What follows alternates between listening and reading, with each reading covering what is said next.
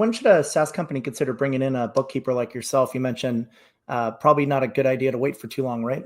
Yeah. So, a lot of our customers, especially customers that are sort of repeat customers, which we have a lot of them will start sort of day one. We've got sort of a sole proprietors package that's only $350 a month. Whereas if the business is just sort of starting, you just want to have someone to run these things by, make sure you get your EIN and, if S Corp election's appropriate, sort of track down and chase those down and get you into a solid payroll. Some people will start day one and it would just be a budgeted cost as part of their business, $350 a month.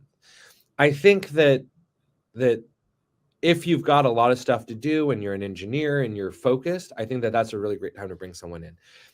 A lot of people maybe aren't thinking that far in advance. And I would say the next sort of step to bring in a bookkeeping team like ours or a bookkeeper is really when you realize that you're spending so much time researching and trying to figure out, like, how do I do this stuff?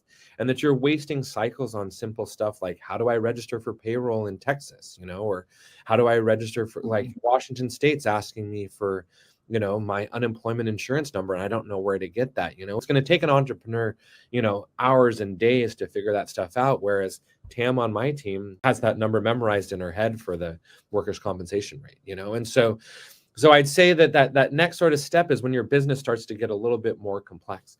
No matter what, once you get investors, you don't want to be responsible for your bookkeeping and have a risk that, you did something wrong or you didn't know what you were supposed to do or you weren't compliant. And so I'd say if you take, even 100,000 of investor money, it would be really, really appropriate for you to bring on especially a professional team like us that has nationwide operations and knows a lot of the investors, because we'll be able to come in and reassure those investors that you're a good steward of their money, that you're tracking stuff, and get you those financial reports. Because I think the best way to raise more money is to give investors constant transparency and updates about the success of your business. And so one of those ways is when you get your monthly financial statement, the bookkeeping manager will go through and say, hey, your additional spend in marketing has turned into additional sales, and you'll be able to, the new branding has done a 10% sales bump. You'll be able to, at a cocktail party, tell your investors,